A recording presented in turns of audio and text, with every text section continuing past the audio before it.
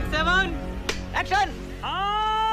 वो कतई ठीक नहीं ठहराया जा सकता और इसी वजह से आप लोगों के ऊपर आरोप लग रहे हैं धार्मिक ध्रुवीकरण के। प्रियंका भारती जी, अब सीधे आपके पास आते हुए उसके बाद बाकी मेहमानों के पास जाऊंगी। तेजस्वी यादव जब ये सवाल खड़े करते हैं कि भाजपा शासित प्रदेशों से ही सुरक्षा बलों को क्यों बुलाया जा रहा है। अच्छा, ठीक है। 208 कंपनियां बीजेपी शासित राज्यों से आई हैं, 68% पुलिस ऑब्जर्वर बीजेपी शासित राज्यों। भाई देश में 20 से ज्यादा प्रदेशों में उन्हीं की सरकार है। अरे कहना क्या चाहते हो? तो अगर चुनाव आयोग को कहीं से बुलाना पड़ेगा तो कौन वो चश्मा लगाकर ढूंढेगी क्या कि कहां पर विपक्षी दलों की सरकार है, वहां के पुलिस वालों को न्योता दिया जाए। अब इस तरह के आरोप लगाना, वो भी अभी दूसरे चरण के मतदान के ठीक पहले, क्या सही है? चित्रा जी जानते हैं बिहार में एक शब्द होता है खलिहर। हाँ।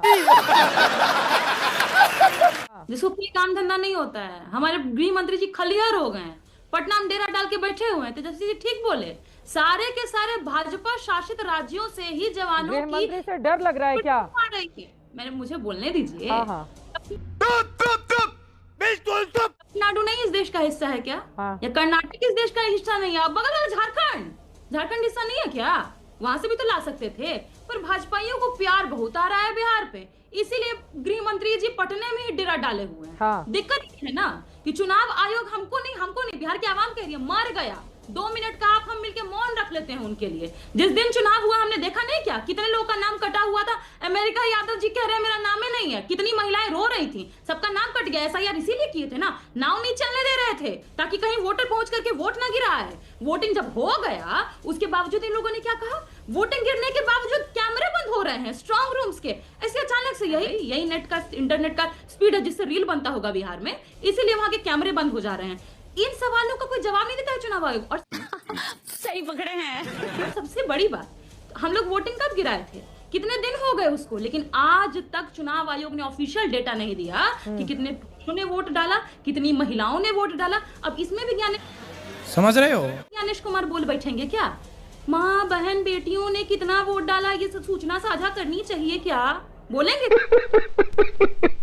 जितना भी नजर आ रहा है हमको यही नजर आ रहा है कि धांधली करने का पूरा कोशिश प्रयास किया जा रहा है। किसी भी तरीके से आप नोटिस कर लीजिए ना, आखिर इलेक्शन ऑब्जर्वर जितने भी लोग भेज रहे हैं सबसे तो गुजरात से क्यों आ रहा है? गुजरात से बहुत प्रेम है, इसीलिए सारा का सारा सही पकड़े हैं। सारा जितना प्रोजेक्ट होता है गुजरात जाता है, लेकिन जब चुनाव आता है तो सारे ऑफिसर्स बिहार में आते हैं। कितने ऑफिसर आ गए हैं गुजरात के बिहार में? कैसे नजर नहीं आ रहा है? कितने ऑफिसर आ गए हैं गुजरात के बिहार में? 10 से ऊपर। हाँ। 10 से ऊपर और 68% आप देख लीजिए भाजपा के जितने भी ऑब्जर्वर्स भेज रहे हैं सारे के सारे इन राज्यों से क्यों आ रहे हैं? बगल में जब झारखंड राज्य से बुलाना चाहती है ये नहीं देखा जाएगा, पर ये तो देखा जाएगा ना कि बगल का राज्य हमारा झारखंड है। हाँ। बगल का राज्य हमारा कोलकाता है, तो वहां से कोई अलग परेशानी होती है क्या? कर्नाटक से परेशानी होती है, शाबाश बेटा, बहुत बढ़िया मुन्ना। तमिलनाडु तो होता ही है, वो तो हम समझते ही हैं, पर बगल से भी दिक्कत है तो बता दीजिए। कुछ खासा लगाव है गृह मंत्री जी को गुजरात?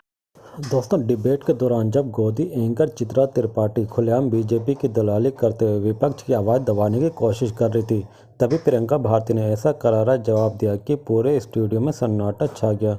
प्रियंका ने बेबाकी से कहा, आप पत्रकार नहीं सत्ताधारियों की प्रवक्ता लग रही हैं, और फिर एक एक करके आंकड़ों और तर्कों से बीजेपी के झूठे दावों की परतें खोल दी। जी हाँ दोस्तों, बहुत दिनों बाद किसी ने लाइव टीवी पर गोदी मीडिया की चापलूसी को आईना दिखाया था। जी हाँ दोस्तों, प्रियंका भारती ने ना सिर्फ एंकर को आईना दिखाया बल्कि पूरे देश के उस तबके की आवाज़ बनी जो हर रात टीवी पर सच की जगह सरकार का प्रोपेगेंडा देखता है। जब चित्रा त्रिपाठी ने बार बार बीजेपी नेताओं की तरफ बात घुमाने की कोशिश की तो प्रियंका ने ठेठ अंदाज में जवाब दिया, यह डिबेट है या बीजेपी का प्रचार कार्यक्रम, और माहौल पल भर में बदल गया। एंकर के पास कोई ठोस जवाब नहीं था।